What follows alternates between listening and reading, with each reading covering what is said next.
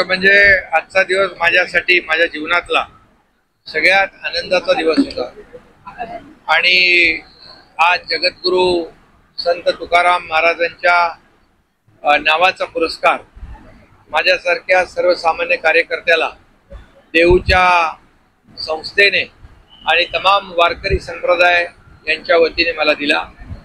मी नम्रपणे तो स्वीकारला, पण तो माझा एकट्याचा पुरस्कार नाहीये, तो तमाम वारकऱ्यांचा आहे, धारकऱ्यांचा आहे, माझ्या शेतकऱ्यांचा आहे, लाडक्या बहिणींचा, लाडक्या भावांचा तो पुरस्कार आहे। आणि म्हणून जे 2.5-3 वर्षामध्ये संपूर्ण महाराष्ट्रामध्ये जे विकासाचं काम केलं, लोकाभिमुख कल्याणकारी योजना आपण केल्या, पंढरपूरमध्ये किंबहुना देऊ असेल, आळंदी असेल, या संपूर्ण तीर्थक्षेत्रामध्ये जे आम्ही निर्णय घेतले आणि पंढरपूरच्या वारकऱ्यांच्या सोयी सुविधांसाठी देखील जे निर्णय घेतले, त्यामुळे जगद्गुरू संत तुकाराम महाराजांचा पुरस्कार जो आहे त्यांच्या नावाचा मला त्यांनी दिला। आणि खऱ्या अर्थाने याच्यापेक्षा दुसरा सर्वोच्च पुरस्कार माझ्यासाठी असू शकत नाही। आणि जगद्गुरू संत तुकाराम महाराजांचं 375व सदेह वैकुंठागमन जे आहे त्या सोहळ्यासाठी संपूर्ण महाराष्ट्रामध्ये हा 375वा जगद्गुरू संत तुकाराम महाराजांचा वैकुंठगमनचा जो पुरस्कार आहे, सोहळा आहे, जो तो सगळ्या महाराष्ट्रामध्ये साजरा होतोय।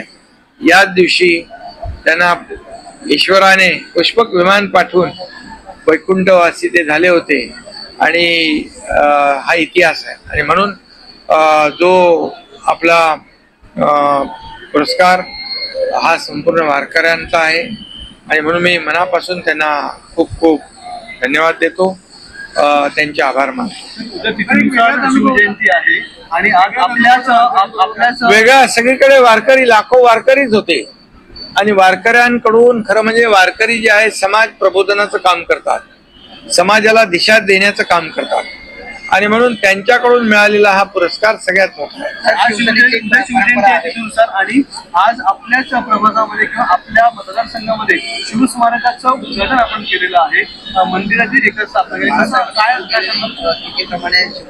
उद्या तिथीप्रमाणे छत्रपती शिवाजी महाराजांची जयंती आहे आणि त्या जयंतीचं औचित्य साधून आज आमच्या इथल्या स्थानिक कार्यकर्त्यांनी छत्रपती शिवाजी महाराजांचं स्मारक या ठिकाणी उभं केलंय। अतिशय चांगलं स्मारक हे इथल्या तरुणांना, नागरिकांना ऊर्जा आणि प्रेरणा देणारं ठरेल आणि त्यासाठी मी त्यांना सगळ्यांना मनापासून शुभेच्छा देतो। उद्या तिथीप्रमाणे हिंदुहृदय सम्राट बाळासाहेब ठाकरे यांचं नेहमी सांगणं असायचं की शिवजयंती तिथीप्रमाणे साजरी करा आणि मग तिथीप्रमाणे उद्या होते सगळीकडे आणि त्याच्या पूर्व संध्येला हे शिवाजी महाराजांचं स्मारक उभं राहिले। खूप खूप शुभेच्छा मी त्यांना। उद्या भिवंडीमध्ये देखील पहिलं छत्रपतींचं मंदिर जे आहे त्याचं उद्घाटन मुख्यमंत्री तुम्ही असणार आहे। ठाणे जिल्ह्यात एक नवीन स्थळ असं निर्माण होईल। ठाणे जिल्ह्यामध्ये छत्रपती शिवाजी महाराजांचं पहिलं मंदिर उभं राहत आहे आणि हे ठाणे जिल्हा नाही महाराष्ट्रासाठी एक घोषणावं आहे आणि म्हणून मी त्या उद्याच्या शिवाजी महाराजांच्या मंदिराच्या शुभ प्रसंगी देखील खूप खूप शुभेच्छा देतो। तिथल्या सर्व कार्यकर्त्यांना देखील मनापासून त्यांचं अभिनंदन। अजून देखील उदाकीकरण सुरू आहे, आबू आजमी झाले, सोलापूर झाले, कोल्हापूर झाले, मात्र उद्या हिंदू संघटना असेल, बजरंग दल, औरंगजेब कव्हर काढण्यासाठी सगळं एकूण महाराष्ट्रामध्ये खरं म्हणजे ज्या भावना या शिवभक्तांच्या आहेत त्या भावनांचा आदर मी देखील करतो, कारण शेवटी औरंगजेब हा महाराष्ट्रावर चाल करून आला, त्याने अनेक मंदिरं तोडली, माता भगिनींवर अत्याचार केले आणि धर्मवीर संभाजी महाराजांचा अनन्वित छळ केला. 40 दिवस त्यांना हात पाय साखळदंडाने बांधून त्यांचे डोळे काढले, जीभ छाटली, त्यांची नखं कापली, अंगावरची कातडी सोडली, अत्याचार एवढे भयानक केले. परंतु छत्रपती धर्मवीर संभाजी महाराजांनी प्राणांचं बलिदान केलं. परंतु ते औरंग्यासमोर झुकले नाहीत, तुकले नाहीत आणि त्यांनी धर्म सोडला नाही.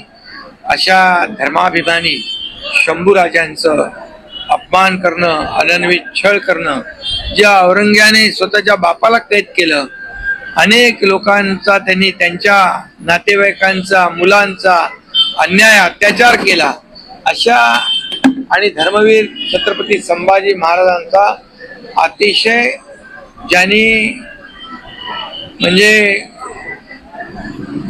क्रूर अमानुष असा अत्याचार केला.